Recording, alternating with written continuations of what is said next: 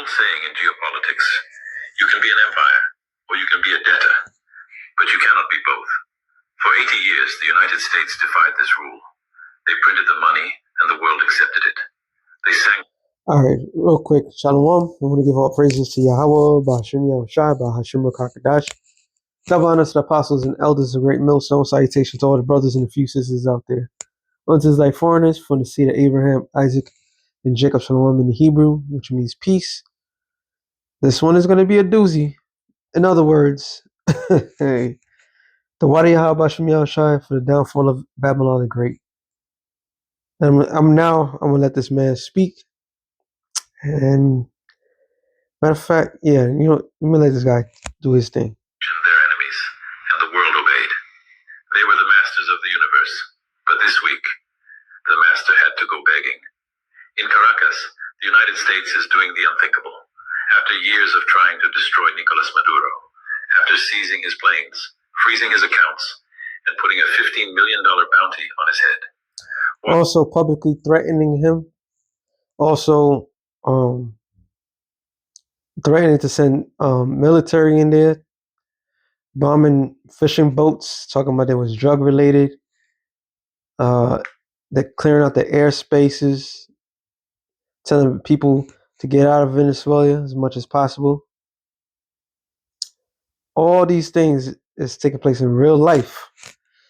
Trump just completely going against everything, not even asking Congress for anything.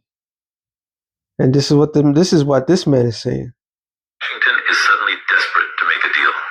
Why? Because the petrodollar is dying, and they need Venezuela's oil to save it. And in Washington, the new Treasury Secretary, Scott Bessent, is facing a nightmare. He needs to borrow $3 trillion this year just to keep the lights on, but his usual customers aren't buying. So he is forced to look across the ocean to the very country the U.S. calls its greatest enemy, China. Do you see the irony? And you know what's the irony of all?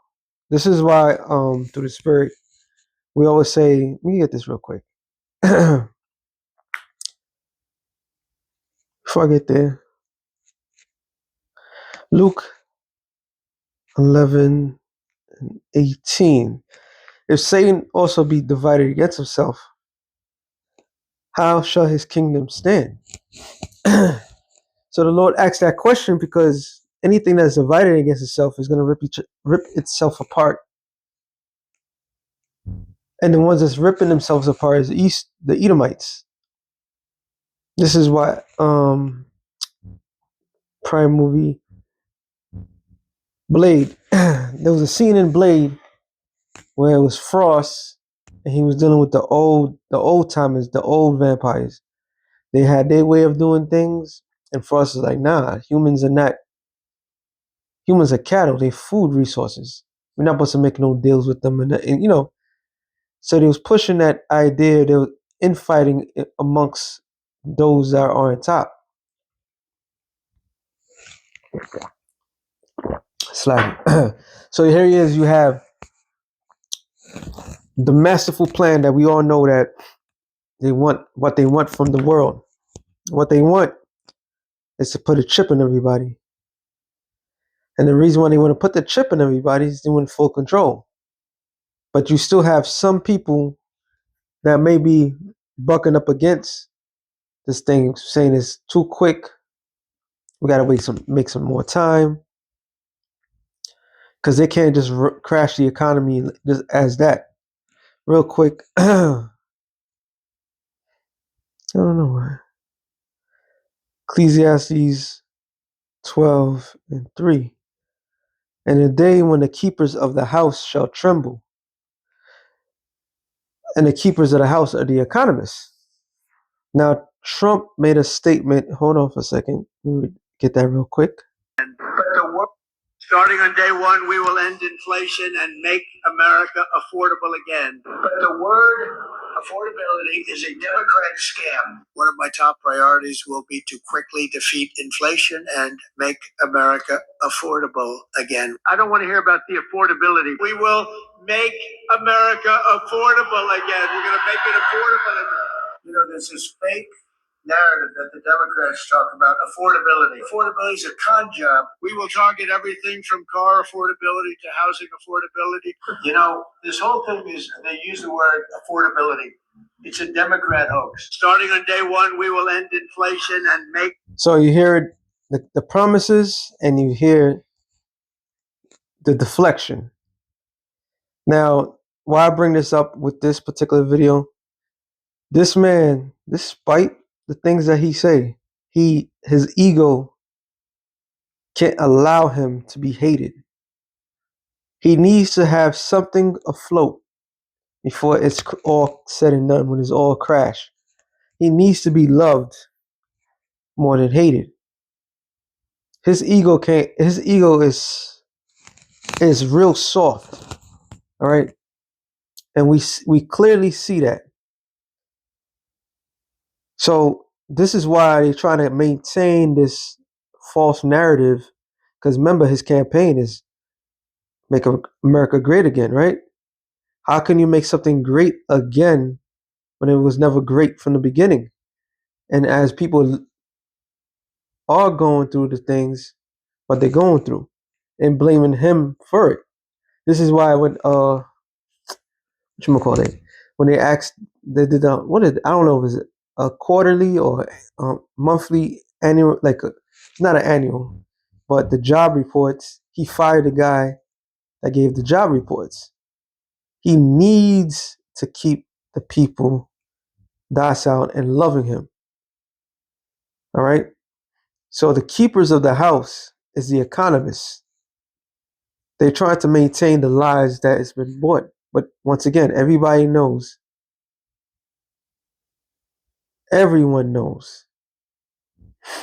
that this place, this shindig,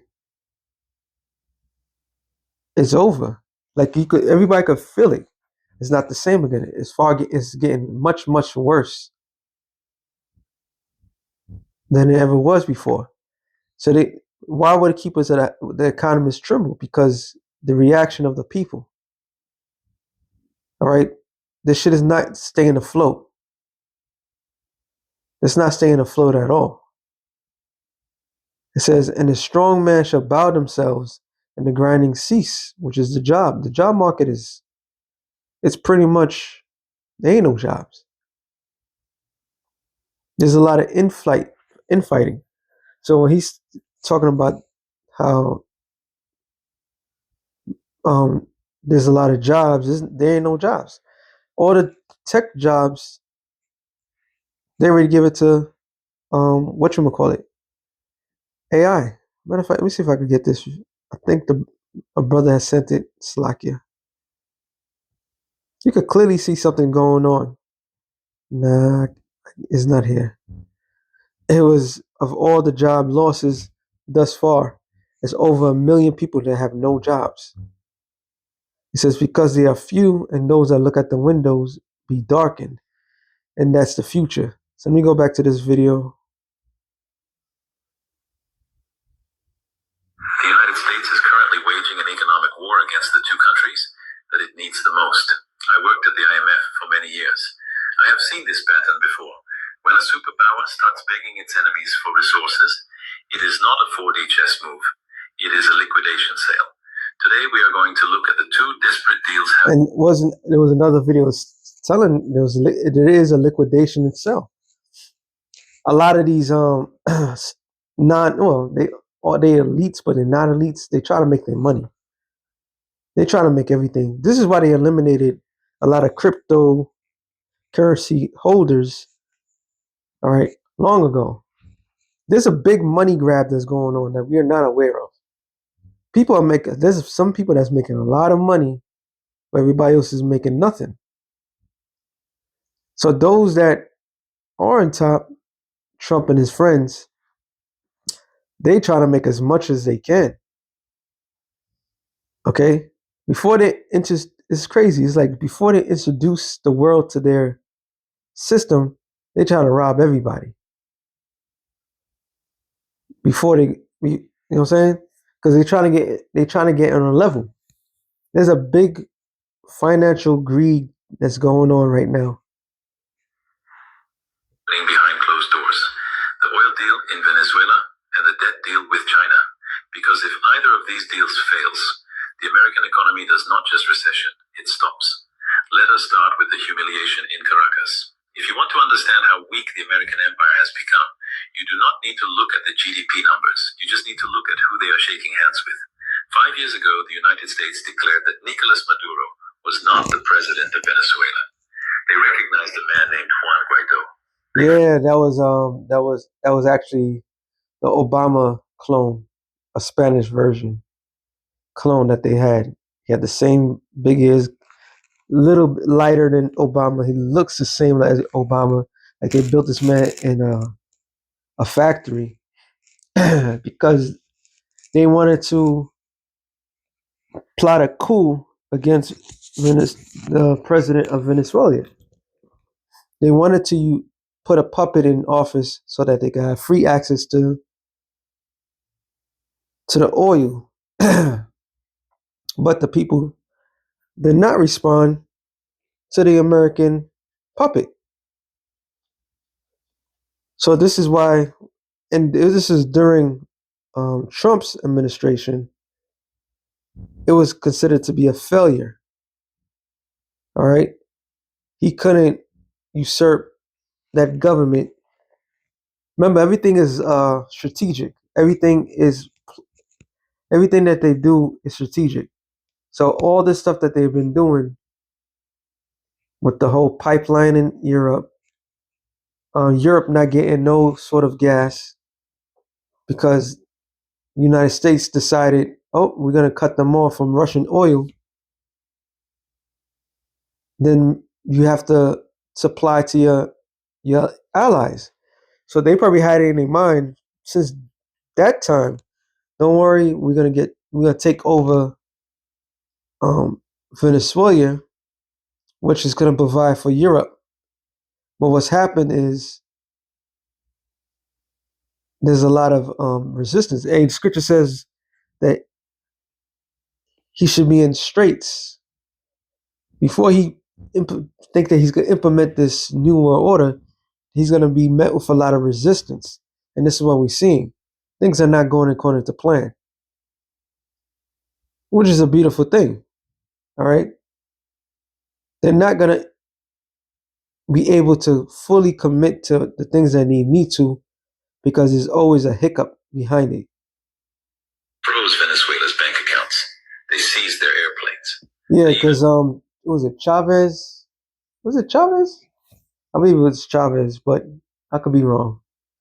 That had asked for the oil. Then I say their money, their gold back to the Bank of England, and they say nope. Yeah, it was Maduro, and it said nope. We do not recognize Maduro as a president. So they couldn't even get their gold back from a bank that they supposedly supposed to be friendly, so to speak. They could get their money out whenever they can, but they're not getting nothing. They're not getting nothing out of this. Okay, so history has a way of exposing shit. Something about Venezuela. Well, obviously Israelites. I don't think they're gonna be able to control or do anything to that place because everything that they're doing now is screwing them up. Put a $15 million bounty on Maduro's head like he was a cowboy outlaw in a Western movie. The goal was simple: collapse the Venezuelan economy, force a regime change, and take control of the world's largest oil reserves. So, what happened? Maduro is still there, but the American oil strategy is dead. You see, the United States made a catastrophic miscalculation. They assumed that if they sanctioned Venezuelan oil, the world would stop buying it. But the world is hungry. China continued to buy. India continued to buy. And here's the detail that keeps the U.S. Treasury awake at night. They did not pay in dollars. Venezuela became the first laboratory for a post-dollar oil market. They started selling their oil for Chinese yuan and increasingly for USDT crypto. By sanctioning them, the U.S. forced Venezuela to build a financial immune system. They proved to the world that you can sell oil without Washington's permission. And now the tables have turned. While the U.S. has plenty of oil in Texas, it is the wrong kind of oil. It is light sweet crude. But the massive American refineries in the Gulf Coast, they were built 50 years ago to process heavy sour crude. Without that heavy oil, the refineries choke. They cannot produce enough diesel. And if diesel runs out, the American supply chain stops. So we see how everything's connected? Hearing this, I was like, damn, that kind of makes sense. Because if America has oil, like, why would you go to these other lands and take their oil? Because there's different type of oils and the way they built it. If I'm not mistaken, it was the Gettys that made an agreement with Saudi Arabia. Is it the Gettys? They made a freaking movie about that shit too. One of the elite's family just strictly deals with Saudi Arabia. And once again, it's like America has his oil. Why they can't take care of the product over here? Why so reliant to that oil? And diesel is highly needed, especially the way trucks are built. A lot of things are built on diesel. So if you need that, and it seems like Venezuela has all sort of oils that they need, which is part of the prophecy that it was said about I believe it's Asher. Let me see. Let's get that real quick. Deuteronomy 33, right?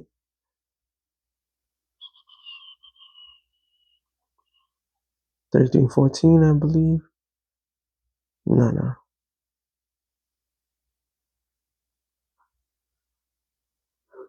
I believe it's in this chapter. I could be wrong.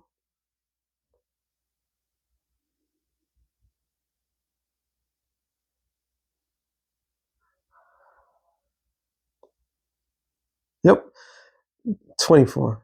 Deuteronomy 33:24. And of Asher, he said, let Asher be blessed with children. Let him be acceptable to his brethren, and let him dip his feet in oil. And that's dealing with the land, Venezuela, right? It's one of the main places that have nothing but good crude oil. So here it is. It's not talking about olive oil, by the way. Here it is. They're what you call it? They're saturated with that over there. And as always, Esau wants to take the lands of Israel. So Israel, the Lord always bless Israel. It has become a supply for the world. And he talking about this guy, Trump, is trying his damnedest to get to that land. Also, he also made a deal with Congo and Rwanda, I believe. The Dominican, it's a Dominican, but the Republic of Congo and Rwanda. He just made a deal with them. Why is so much self-interest in these lands? Because they have natural resources. They have to find a way to give their allies something. Because remember, their allies was already dealing with a good supply, which was close. They have to supply them with the things that is needed. All right. So let me go back to this. The unthinkable. American diplomats are quietly going back to Caracas. They are issuing waivers to companies like Chevron to pump oil in Venezuela again. They are offering debt relief. They are essentially begging the man they tried to overthrow to please turn the pumps back on. This is not diplomacy. This is surrender. It proves that when push comes to shove, the United States needs the Global South's resources more than the Global South needs the United States' permission. But if the situation in Venezuela is embarrassing, the situation in Washington is absolutely terrifying.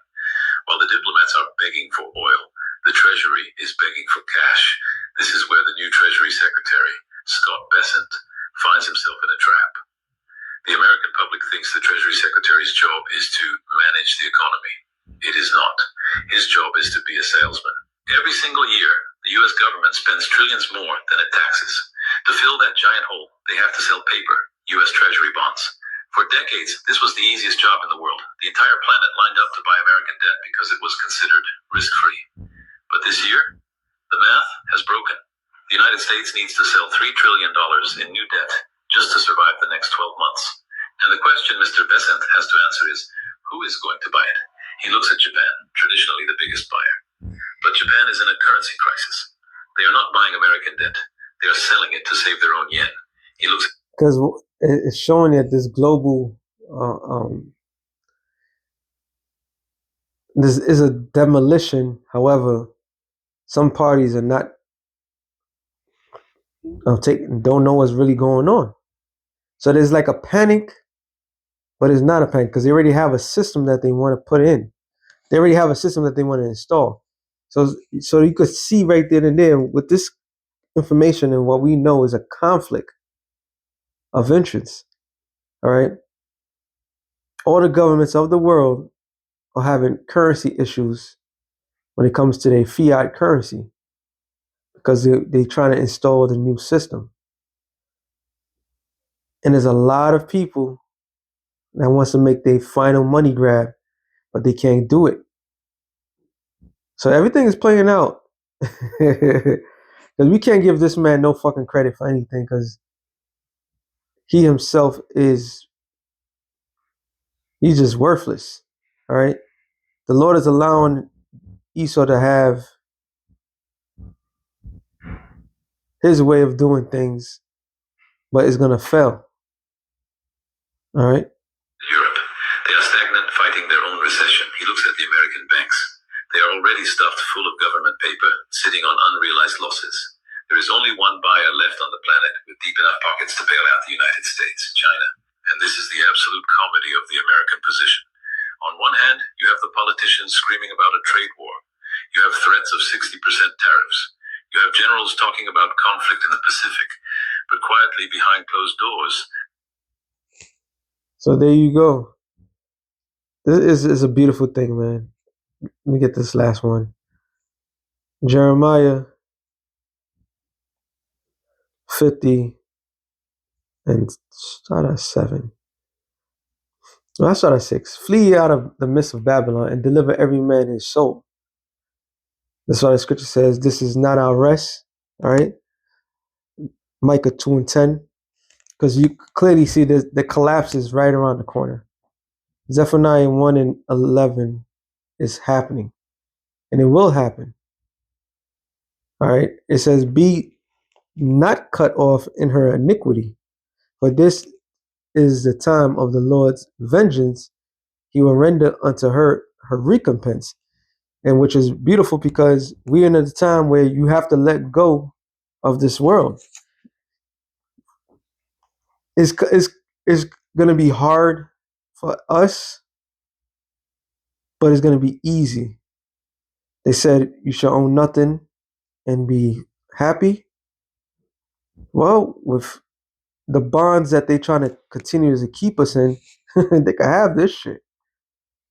But this is all the Lord's doing to cut us off from Babylon. All right. It says, Babylon have been a golden cup in the Lord's hand that made all the earth drunken, which is what? The philosophies of this world. All right. And what made the alliances, the financials, you heard what he said, the easiest way of nations making money was what? By the bonds. Okay? Because that's low risk. Well, guess what? They're not risking it no more. It says, I mean, the whole earth drunken, the nations have drunken of her wine, therefore the nations are mad. Because now, look, who's the biggest debt holder? He said China. And if China decides tomorrow, you know what? You're going to have to pay us back for all that debt we've been holding. This place is fucked. All right, but it's like they have to have some sort of control, demolition. They have to make sure it's right. This is why they're rushing to install this beast system. Okay, it's like there's one group that want to continue the things the way it is, and another group that's want to quickly come in. Like, we got to install this thing. And it says Babylon is suddenly fallen and destroyed. Howl for her, take balm for her pain. If so be she may be healed. So there's no healing for this place. There's no healing for the economy. There's nothing. This is the end. All right. This is the end for this place. There's nothing they can do.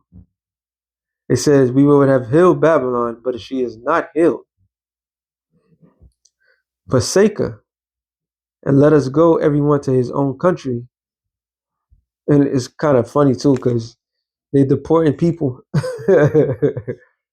but the handwriting is written in the wall. This place is done. Okay, the only ones that's holding it up is China. And China, hey, the scripture says what? Moab is my washpot. For her judgment have reached unto heaven. So we could clearly see, and is lifted up to this, even to the skies. We could clearly see the downfall of America right before our eyes. And it's a beautiful thing. So with that being said, shalom to the elect of the nation. So shalom.